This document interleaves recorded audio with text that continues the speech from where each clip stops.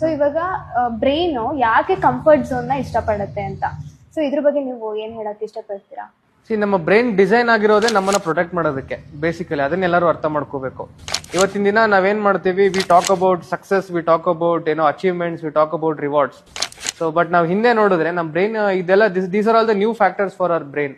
So ನಮ್ಮ brain ಇದ್ದಿದ್ದೇನೋ ನಮ್ಗೆ ಏನಾದ್ರು ಡೇಂಜರ್ ಆದ್ರೆ ಅದನ್ನ ಪ್ರೊಟೆಕ್ಟ್ ಮಾಡೋದಕ್ಕೆ, ಒಂದು ಹಾರ್ಮೋನ್ ರಿಲೀಸ್ ಮಾಡೋದಕ್ಕಾಗಿರ್ಬೋದು, ಸೊ ಸಡನ್ ಸ್ಪೈಕ್ ಅಂತ ನಾವೇನ್ ಕರಿತೀವಿ ಅದನ್ನ ಪ್ರೊಟೆಕ್ಟ್ ಮಾಡೋದಕ್ಕೋಸ್ಕರ our brain was designed initially.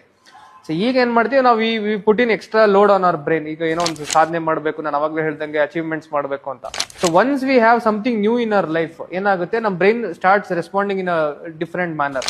ಅದನ್ನ ನಮ್ಗೆ ರೆಸಿಸ್ಟ್ ಮಾಡ್ತಾ ಬರುತ್ತೆ. ಫಾರ್ ಎಕ್ಸಾಂಪಲ್, ಈಗ ನಮ್ಮ ಒಂದು ಲೈಫ್ ಸ್ಟೈಲ್ ನಾವು ನೋಡಿದ್ರೆ, ಈಗ ಹಾಫ್ ಅನ್ ಅವರ್ ಕುತ್ಕೊಂಡು ಸುಮ್ಮನೆ ವಾಟ್ಸ್ಆಪ್ ಅನ್ನ ಅಥವಾ ಯೂಟ್ಯೂಬ್ ನ ರೀಲ್ಸ್ ನ ಶಾರ್ಟ್ಸ್ ನ ಸ್ಕ್ರಾಲ್ ಮಾಡಿದ್ರೆ ನಮ್ಗೇನು, our brain does not get strained.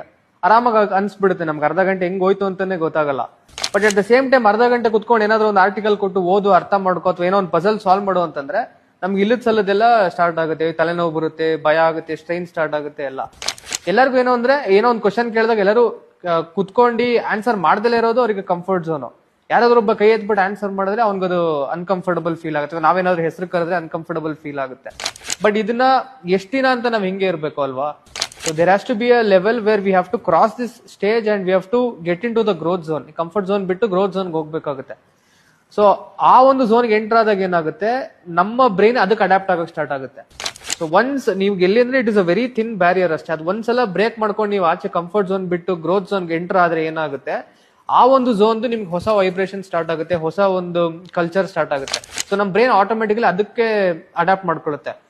So ಅದಕ್ಕೆ ನಾನು ಹೇಳೋದು, ಆ ಲೆವೆಲ್ ದಾಟಿದಾಗ ಏನಂತೆ ಇನ್ನೊಂದು ಝೋನ್ಗೆ ಎಂಟರ್ ಆಗ್ತೀರಾ. ಸೊ ಓನ್ಲಿ ಥಿಂಗ್ ಇಸ್, ನಮ್ಮ ಯೂತ್ಸಿಗೆ ನಾನು ಹೇಳೋದು, start working on coming out of the comfort zone as early as possible. Because ಇವತ್ತಿನ ಒಂದು ಕಾಂಪಿಟೇಟಿವ್ ವರ್ಲ್ಡ್ ಯಾವ ರೀತಿ ಇದೆ ಅಂತಂದ್ರೆ, ಸೊ ನೀವು ಕಾಲೇಜಿಂದ ಆಚೆ ಬರ್ತಾ ಇದ್ದಂಗೆ there are 1000 people who's ready to compete with you. College ಒಳಗಡೆ ಇದ್ದಾಗ ಯಾರಿಗೂ ಗೊತ್ತಾಗಲ್ಲ. ಏನ್ ಅನ್ಕೊಂತೀವಿ, ನಮ್ದೊಂದು ಸೆಕ್ಷನ್, ನಮ್ದೊಂದು ಕಾಲೇಜು, ಇಷ್ಟೇ ಜನ ಅಂತ ಅನ್ಕೊಂತೀವಿ. ಒಂದು ಜಾಬ್ ಅಂತ ಎಂಟರ್ ಆದಾಗ ಏನಾಗುತ್ತೆ, ಅಲ್ಲಿ 1000 ಜನ ಇರ್ತಾರೆ, 1000 ಮೀನುಗಳು ಸಿಗುತ್ತೆ ನಿಮ್ಗೆ. So you are one of the smallest fish in the entire ocean. So ಅವಾಗ ನೀವು ತುಂಬಾನೇ ಕಷ್ಟ ಆಗುತ್ತೆ. ಅವ್ರ ಮಧ್ಯೆ ನೀವು ಕಂಫರ್ಟ್ ಝೋನ್ ಇಂದ ಆಚೆ ಬರೋದಾಗಿರ್ಬೋದು, ಆ ಒಂದು ಹ್ಯೂಮಿಲಿಯೇಷನ್ ಇದೆಲ್ಲ ನಾವು ಫೇಸ್ ಮಾಡಿದೀವಿ.